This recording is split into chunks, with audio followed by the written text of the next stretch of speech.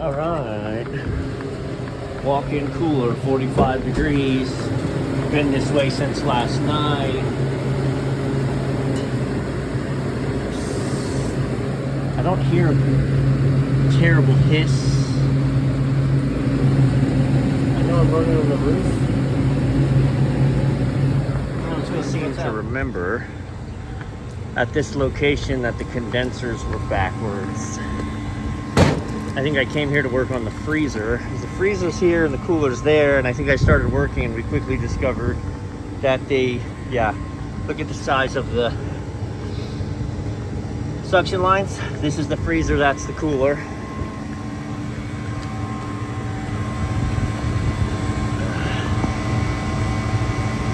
Oh yeah, Cyclops looks empty. No service caps. Freaking water everywhere. Alright, so my probes are on and my pressures show that we're out of gas.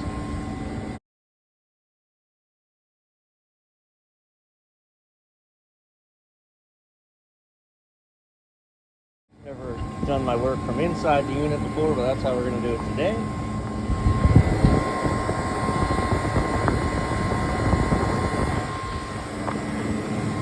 So I'm going to bring my my real gauges up, my refrigerant, my leak detector. I'm going to give a good visual here. Fear that leak may be inside, and I don't know why I fear that, I just do. So let's get the detector, let's get gas in it, let's get the temperatures down. So from a food safety perspective, we can check that box. Man, why is this just holding water so deep here instead of running out the scupper like that? I'm trying to open it up and equalize pressures real quick so that I can put some actual pressure on the low side so that I can leak check up here without the fans running. Again, how my brain works, we don't talk about this a whole lot.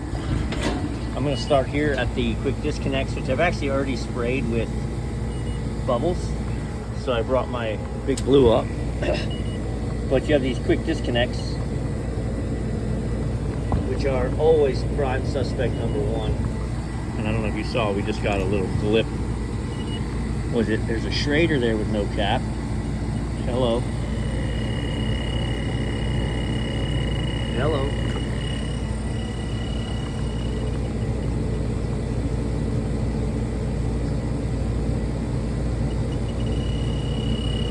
So is that from the cap or is that from something else in the quick disconnect? That's all it would take. And of course now it's gonna rain. There's like 10-minute showers gonna be passing through all morning. So I didn't bring my umbrella up, but I can duck and cover underneath that makeup air if it hits the fan. Okay, so we need to get over here and get a good look at what's bubbling and what's not.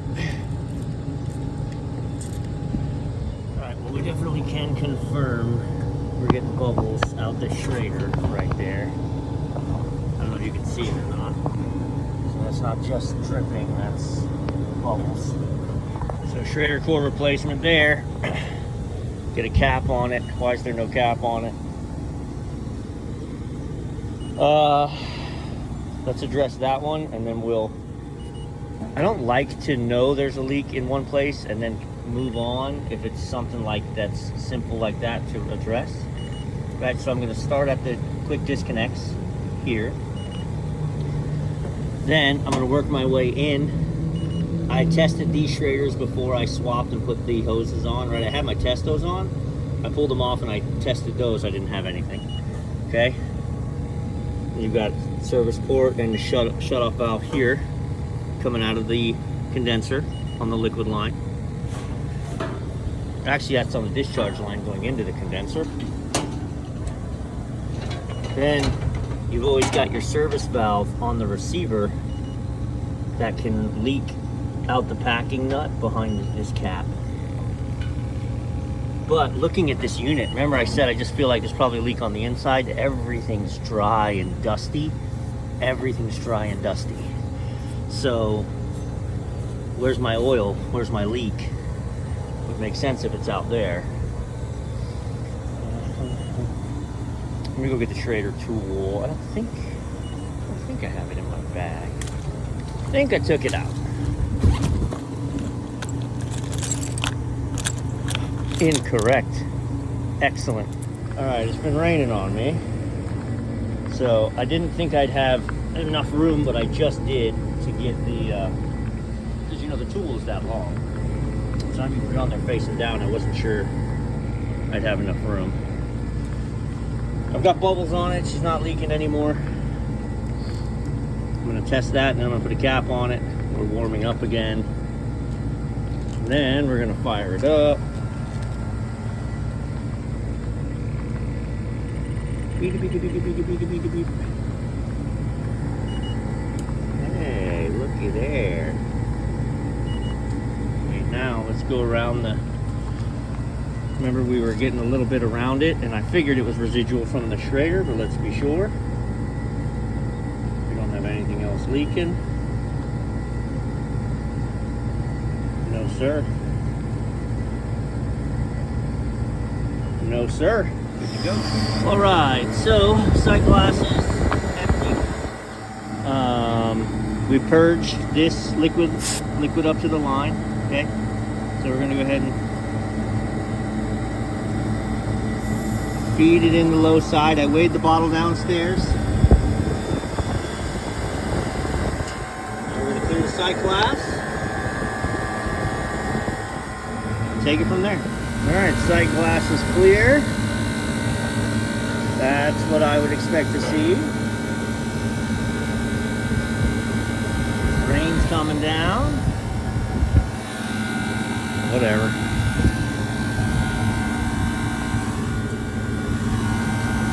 This girl's gonna satisfy pretty quick now.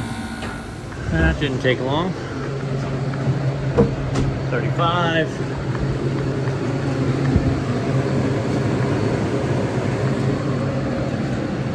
So the walk-in's good.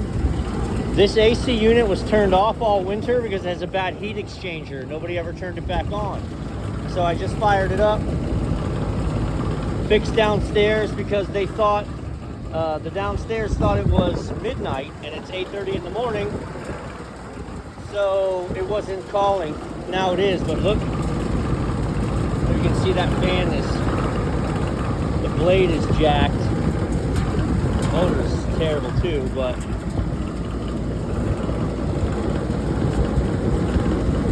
that's a matter of time.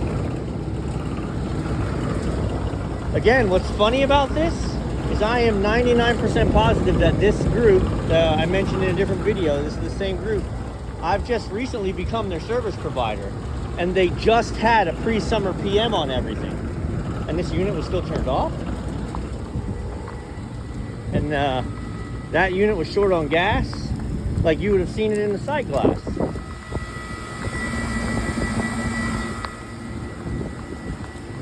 Okay, and then I'm coming in here, and I'm just going to give it, because again, we've got these two disconnects that become problematic. I just make sure I don't have another leak in here. That it's going to be trouble. It ain't. We done.